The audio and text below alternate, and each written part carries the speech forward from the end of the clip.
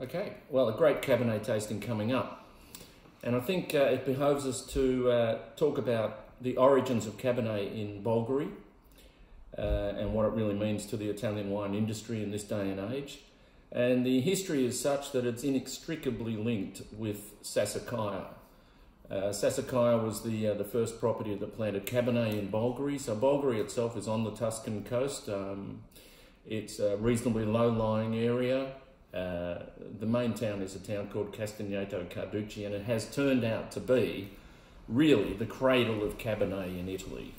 But back to Sassicaia's founding, and so Sassicaia is the name of the wine. The property is called Tenuta San Guido, and unfortunately for us today, it's not in the tasting, but they were the historical forerunner of the whole exercise. So, and in fact, Sassicaia launched their first Cabernet in it was the 1968 vintage. They did make a wine in 1967, but they didn't commercialise it. And interestingly enough, in today's lineup, there's the wine from Gratamarco. So Gratamarco Bulgari Rosso Superiore, and Gratamarco was the second property established in Bulgari. That was planted in 1977 with the first vintage, the very good 1982 vintage. Historically, 1985 has probably been regarded as the watershed year in Bulgari, and people talk about Sassicaia 85 in the same way they talk about 61 Parma and 45 Mouton, things like that. So it really found a home there. So from then, so as I say, Sassicaia and Gratamarco was the two early pioneers, and in fact they're right next door to each other. The only thing between them is a wire fence.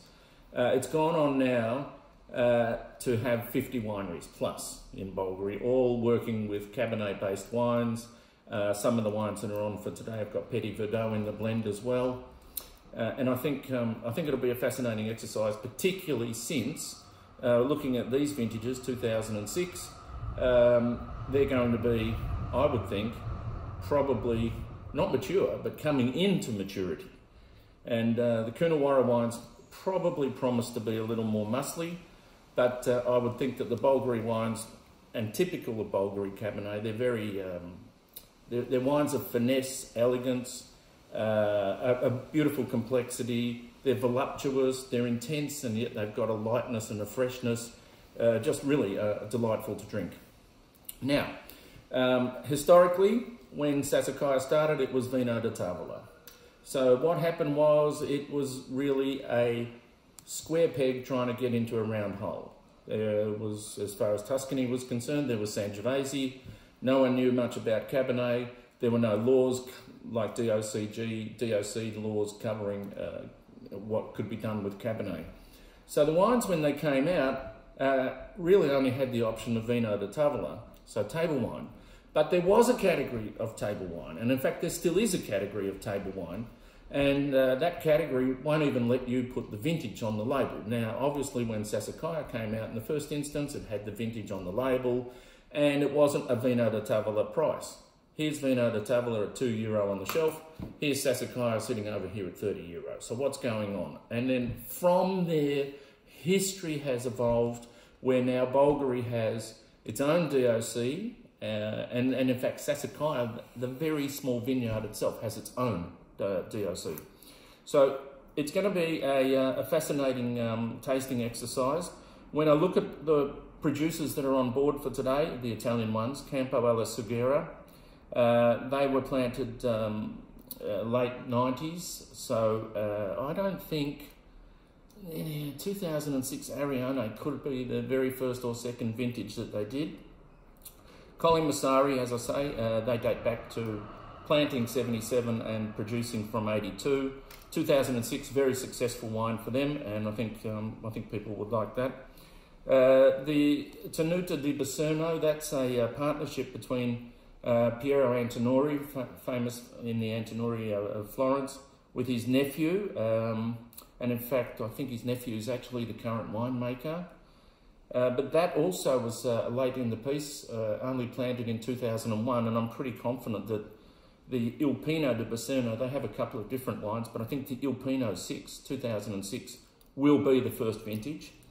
Then we have Ornellaia, which of course in the Pantheon came along after Sassicaia, Gratamarco, and established quite a great deal of fame, and in particular with the 1985 vintage, which I think was their first vintage.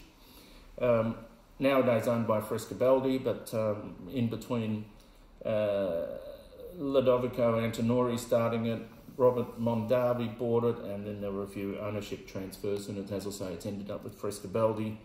And that probably means in this day and age that and this is about the Frescobaldi style more than anything, the wines are a little bigger now than in those days.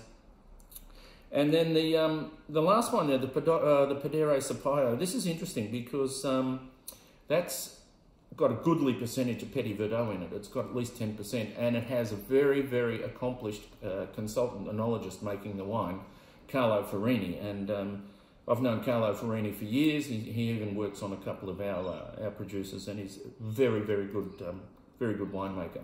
So I think this promises to be a pretty interesting exercise, and I hope you enjoy it. I don't really have a great deal more to say, but if anybody needs to know anything further down the track or anon, don't hesitate to get in touch, and it's probably just as easy to get in touch through Emma, Emma Bowen, if need be. So thank you very much.